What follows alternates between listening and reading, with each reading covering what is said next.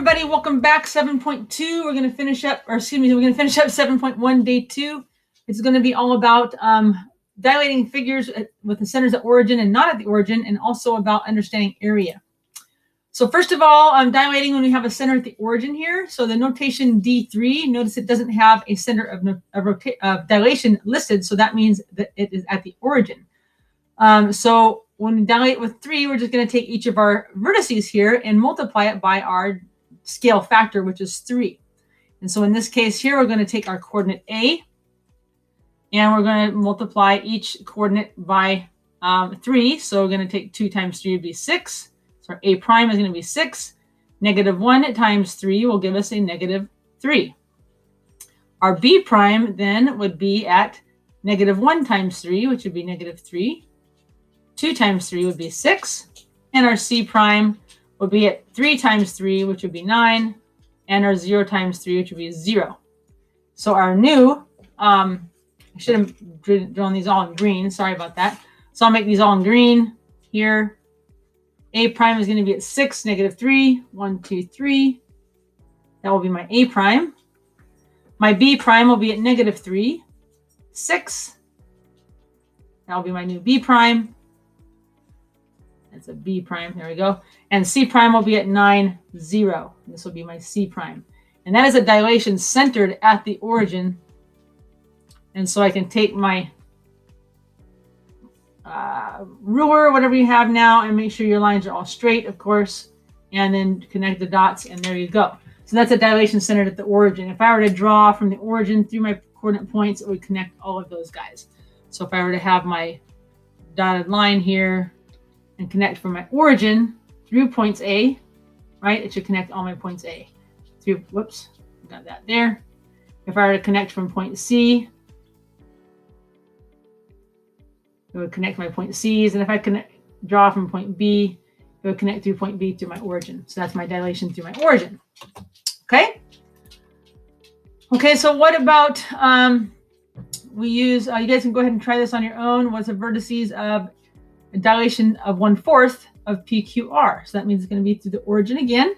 Okay, so if I have a coordinate here of, get my points here. If I have a coordinate here of R, and I have this is -4, 0, right? So my new coordinate is going to be 1/4 of 4, which is going to be 1, -1 actually, and 0. 1/4 of 0 is 0.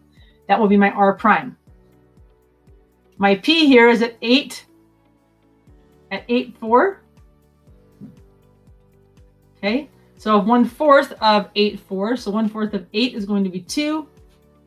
And 1/4 of 4 is going to be 1. So 2, 1 is my new coordinate. So R prime will be at 2, 1, right there. My Q over here is going to be at 12, -4. Right? And so 1/4 of 12 is going to be 3.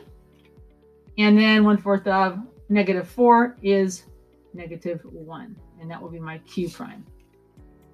Sorry about that. Get my pencil. Uh-oh, I don't know what just happened there. -3, -3, -1. And that is my Q prime here. And then, of course, I can just connect my dots. Get the right color here. And connect my dots. And that is my dilation through my origin. And again, if I want to check that, I can always make sure I can draw from my origin through my 2 points to make sure that connects, right? From my R's to my R prime to the origin, Q to my Q prime through the origin, and there's my dilation through my origin. Okay? Down here it says, how are the distances to the origin from each image point related to the distance to the origin? Well, that should be the same 1/4, right? So the distance from Q to Q and the origin to Q should be the same. Or so, sorry, from the origin to Q, the origin to Q prime, that should be the same ratio, 1/4. Okay? Okay, so now what are the vertices of 1/2 of R? So now my center of dilation is R instead of the origin. Okay, so now we're kind of going from point R right here. Okay, so all we have to do here is take like point Q, and we're going to say, well, how far is point Q from R? In this case, it's 8, right? And we multiply our scale factor 8 by 1/2. And that's what all this table is just saying my distance from that is 4. And so I'm going to count then from R, 1, 2, 3, 4. Right? And there is my vertical distance from R is 4. Okay? Same thing with S. I'm going to count to S, 1, 2, 3, 4, 5, 6, and take 1/2 of that is 3. 1, 2, 3. And that gives me my new S, my S prime. Okay? Now this one has a vertical and horizontal distance, so I have to do both, right? T is vertically 8 away, so I'd have to take half of that. So it's kind of like half right here, and then horizontally it's 6 away, so I'd go 3. So I'd have to go 3 away and 4 down, and that would give me my new T. So you have to kind of do both for your, so that's why I have T here, my horizontal distance, right? And I take half of that, and then I have my vertical distance. I take half of that, and then I add that, or you can just kind of take your coordinate, add that to point R, and then you get your point D. And here is my new dilated figure, which is a reduction. Okay. So right here, what's my center of dilation and what's my scale factor? So I'm kind of going backwards. My center of dilation I can tell is A right here because A and A prime stay the same. They don't move. And the best way to do this is just pick a point. The easiest point is going to be C here because it's on a nice even crosshair. And so I'm going to say, well, what's my horizontal distance to C right here? Right, my horizontal distance right here is 1, 2, 3, 4. Okay, and I actually don't even need to know what this vertical distance is. I'm just going to find out what's my, now my horizontal distance is C prime. And my horizontal distance to C prime is 6. And so remember, we take our, I'm going to take my A prime, C prime over AC. And that's going to be 6 over 4, which is 3/2, since that's my scale factor. So my lengths of, my distances, my horizontal distance are the same scale factor as all the lengths of my sides of my triangle. So if I just take, my distance, my horizontal distance from one point to the next, for my image and divide it by my horizontal or vertical distance from my image, that should be the same scale factor as my length of my side. So I don't need to calculate distance. I don't need to calculate all those other weird things. I can just find out what the horizontal or vertical distance is. So if I look at the vertical distance, it should be the same. So if my vertical distance from A prime to C prime is going to be 1, 2, 3, 4, 5, 6, right? So my vertical, this is my horizontal. My vertical distance of A prime, C prime is 6. And A to C is 1, 2, 1. I got 1, 2, 3, 4. It should be 3/2 as well. Okay. So now we're going to start looking at area. Okay. So if I take my area here and my scale factor on my map, if you always see these sort of blueprints or maps, is 150. All right. And so Mr. Ayer measures a reading space on the blueprint to find the actual dimensions so he can order furniture. What are the actual dimensions of the reading space? Okay. So my reading space, if you look here on the ruler, we have 14 by 12 centimeters. Okay. So we have this 14 by 12 space on my reading. We want to know what the actual dimensions are. Well, if I have this right here, my image dimensions to my actual is what the scale factor is, right? And so I'm going to take that 1 over 50 is the same as my image is 14 for my, I guess that would be my height or whatever, I guess my length, over X.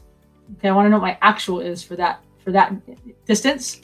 And then I'm going to take on the other one for 12, I have to do it again. 1 over 50 equals my 12 over X. And I want to calculate what each of those are.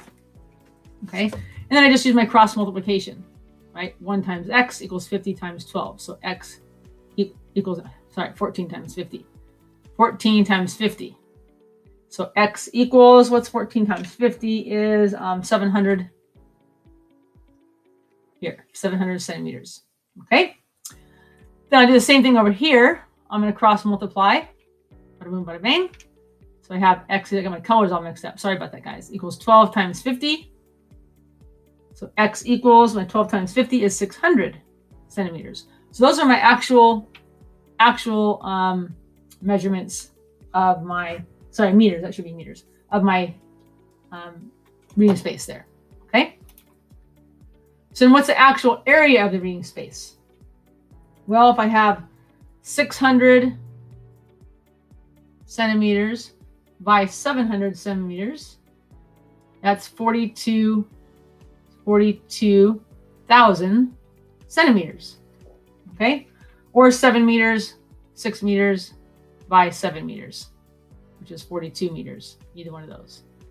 Okay. That's my actual area. How does the actual area relate to the area on the blueprint?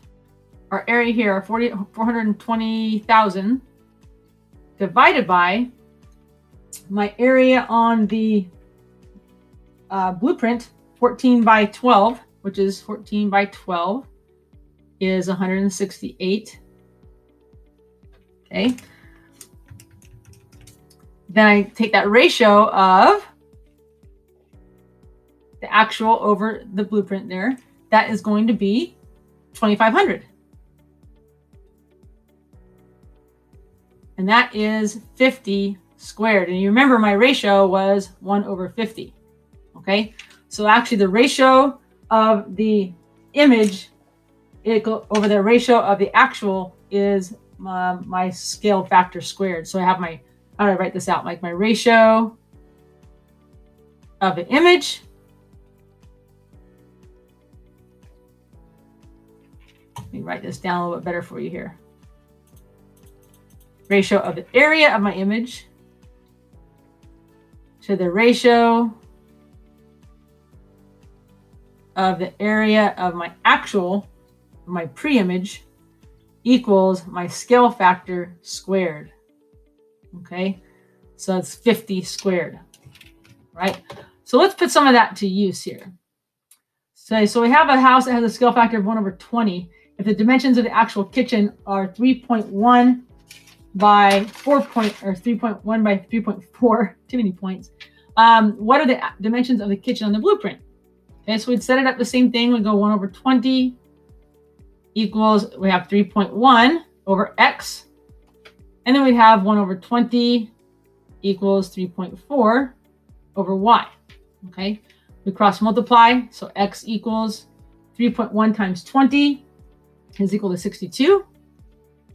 Cross multiply here, y equals, and 3.4 times 20 is 68. And those will be my actual dimensions.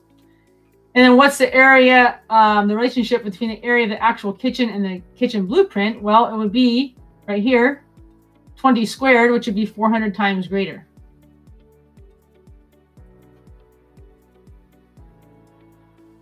Okay, now keep in mind the perimeter stays the same because the perimeter is length, okay? But the area is always this ratio squared, okay? So perimeter would stay the same. My perimeter would still be a 1:20 ratio, and my area would be 400 times greater, okay? Okay, so here is your concept summary, and you guys have an Excel and Google Classroom, and I will talk to you guys at our next Zoom. Thanks so much. Bye-bye.